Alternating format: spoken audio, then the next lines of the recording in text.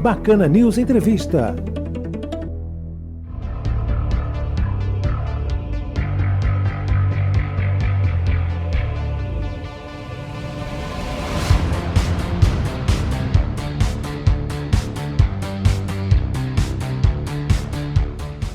Bem, galera, estamos de volta aqui no seu Bacana News, né, com entrevista. No primeiro bloco a gente falou sobre o filme Mulher Maravilha 1984, né? Cada um deu seu veredito aqui, né? Inclusive o filme já está em cartaz no cinema, está em cartaz desde o mês passado, né? E você que quer conferir, né, pode assistir no cinema. Mas nesse segundo bloco eu vou reservar o espaço para os nossos dois convidados, tanto para Thaís Almeida, que é cosplayer, e o Matheus Mascarenhas, que faz parte do podcast Castanha Pop. Bom, eu vou começar primeiramente com as damas, eu vou falar com a Thaís. Thaís, me diz uma coisa, como é que surgiu o teu trabalho como cosplayer? Né? Explica pra gente como é que surgiu essa paixão.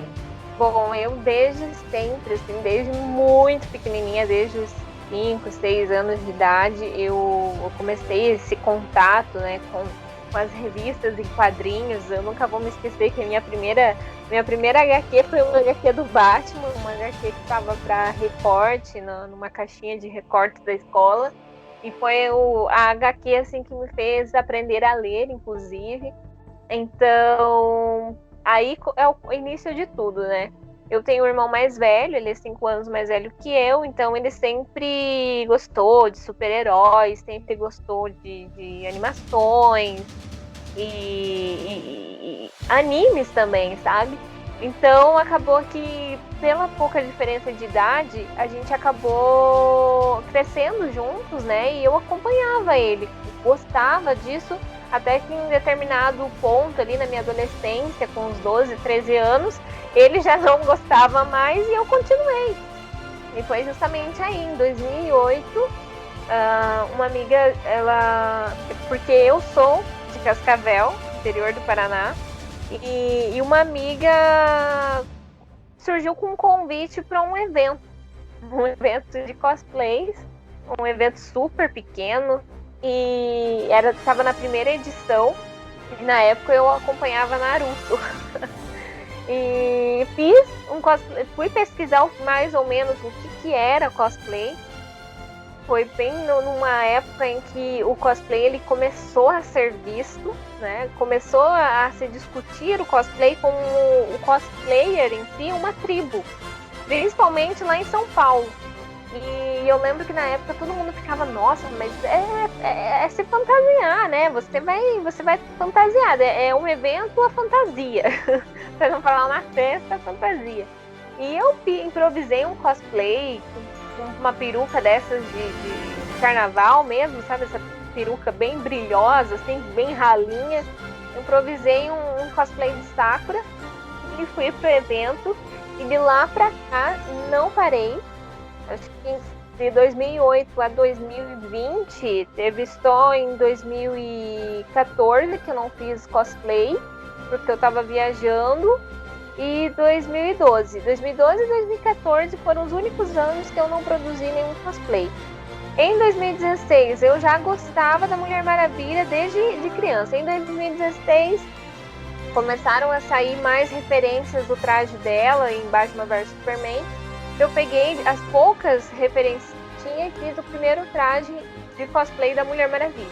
De lá pra cá também, de 2016 a 2021, eu continuei assim, batendo muito, né, na questão do cosplay da Mulher Maravilha, como sendo o meu, digamos assim, carro-chefe. E depois produzi mais cosplays, obviamente, outras personagens. Gosto de produção de armário, inclusive. Com a pandemia, eu me reinventei totalmente. Em casa, assim, pegava as coisas do meu armário e já imaginava os personagens que eu poderia montar, e fiz muito isso no passado. Com o anúncio do filme, comecei a estudar a possibilidade de criar a nova armadura, né, a armadura dourada.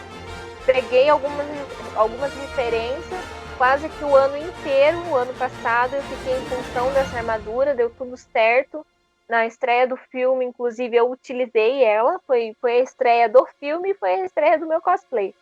E E assim, para esse ano tenho novos projetos. Ainda não dá para revelar, né? Não dá para revelar. Mas com certeza tem muito de Mulher Maravilha.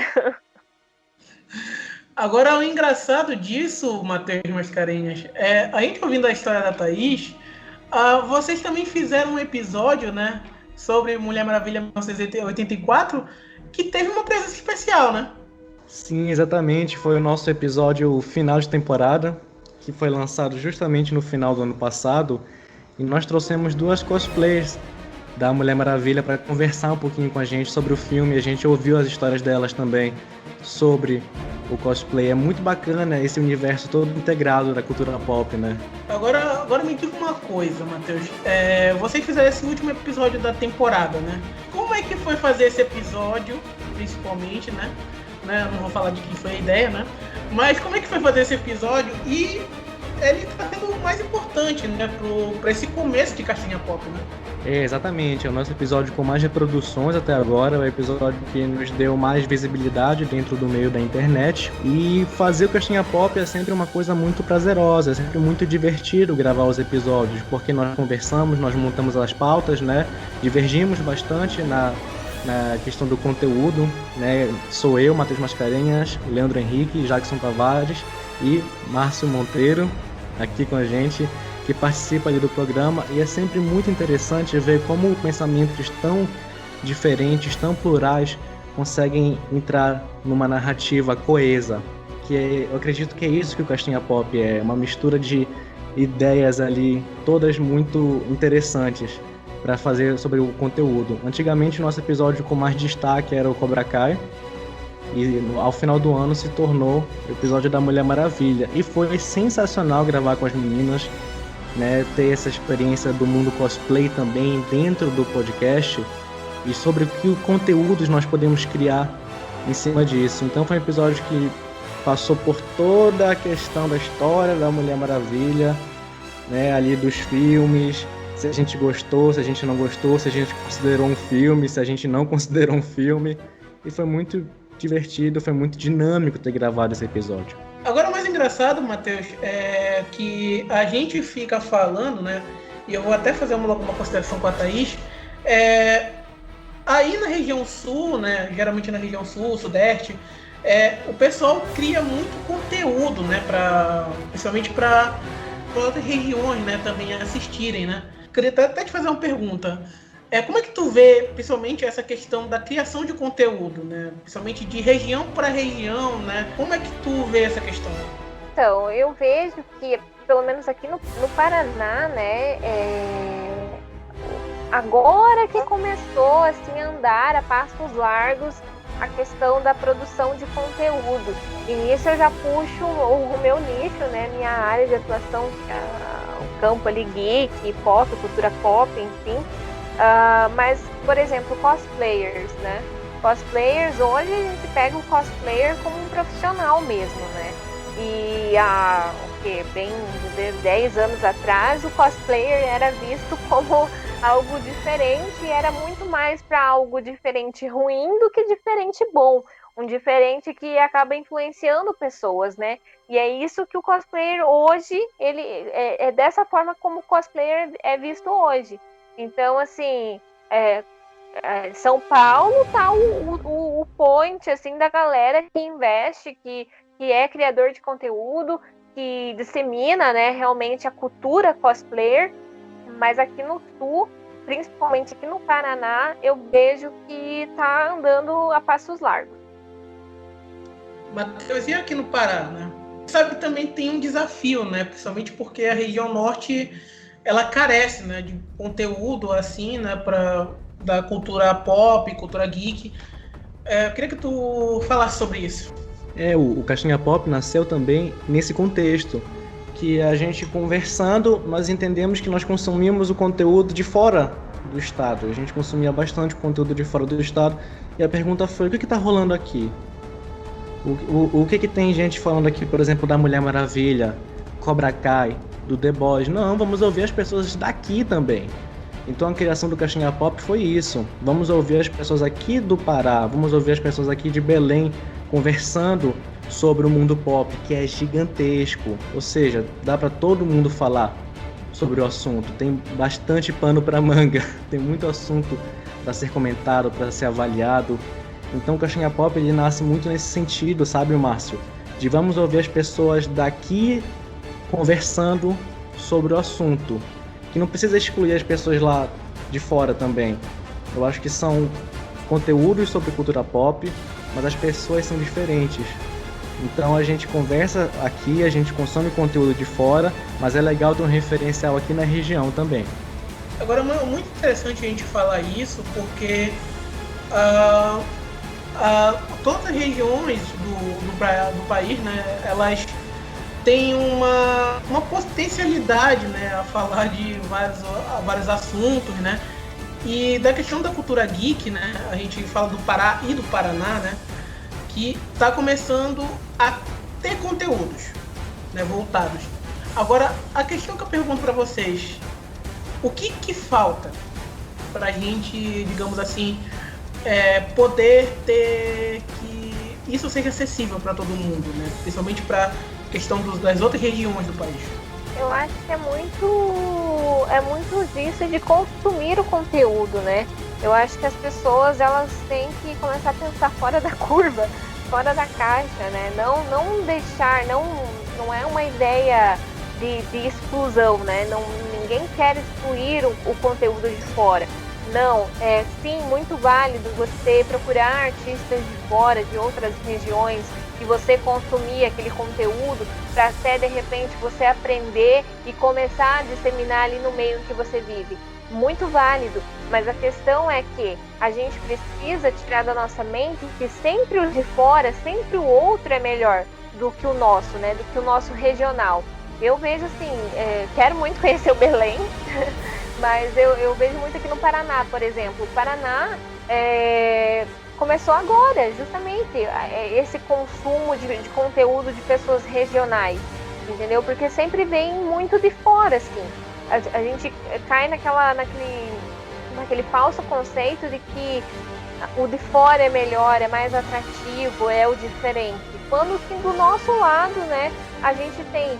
E por ter aqui e a gente acabar consumindo muito mais de fora, a gente acaba excluindo, e eu sinto que as pessoas acabam perdendo aquela vontade, aquela paixão por querer realmente criar um castanha, por exemplo, aqui no Paraná, entendeu?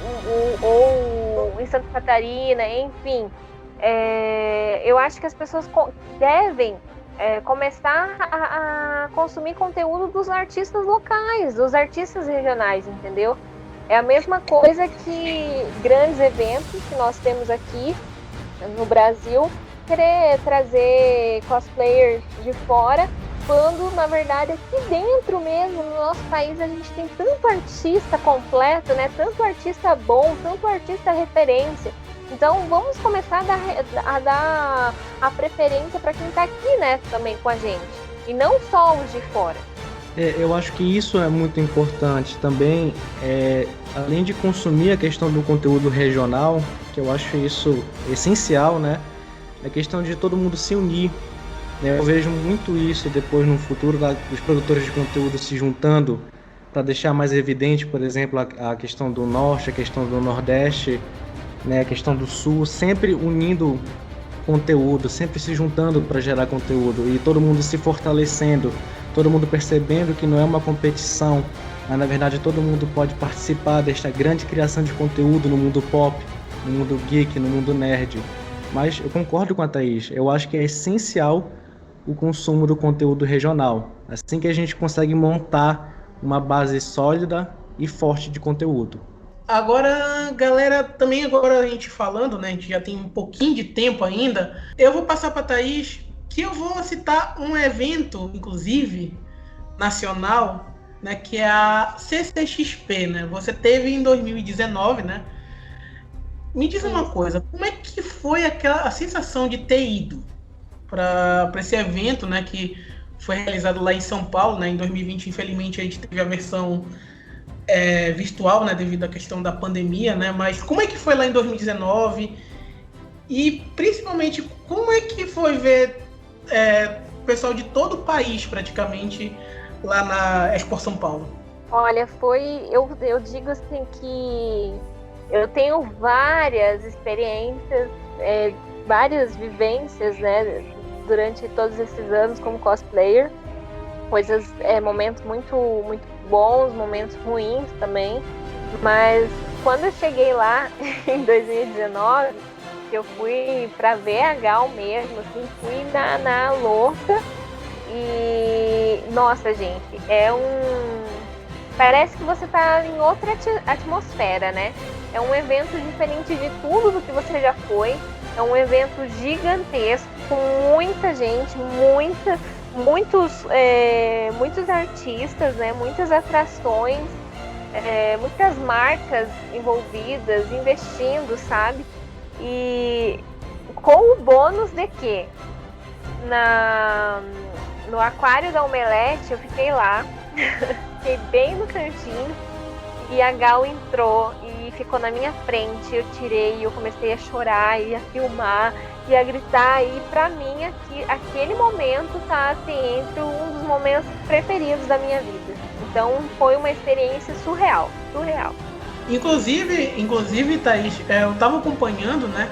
Teve uma reportagem que saiu, né, no Fantástico, né? Que inclusive foi gravado no ano de 2019, né? Quando tava da questão da pandemia, e exibiram agora em 2021, né? Isso que é bacana, entendeu? Que inclusive eu te vi lá, né? Inclusive, me diz uma coisa, como é especialmente quando tu vai falar com a questão assim de imprensa, meio de comunicação, né? Igual que a gente tá falando aqui na UNAM FM, aqui no Bacana News. Olha, é muito gratificante, né? Porque o cosplay, pra mim, ele sempre foi um hobby. E nos últimos anos, quando eu descobri que o cosplay ele pode ser muito mais do que um hobby, que eu posso dividir isso com outras pessoas, e isso eu já pego no campo das ações sociais que eu participo como Mulher Maravilha.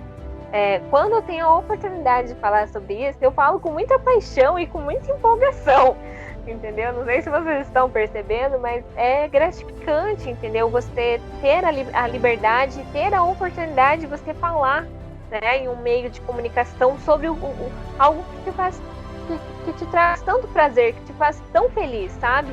E através do meio de comunicação é que outras pessoas vão começar a olhar para aquilo de uma maneira diferente.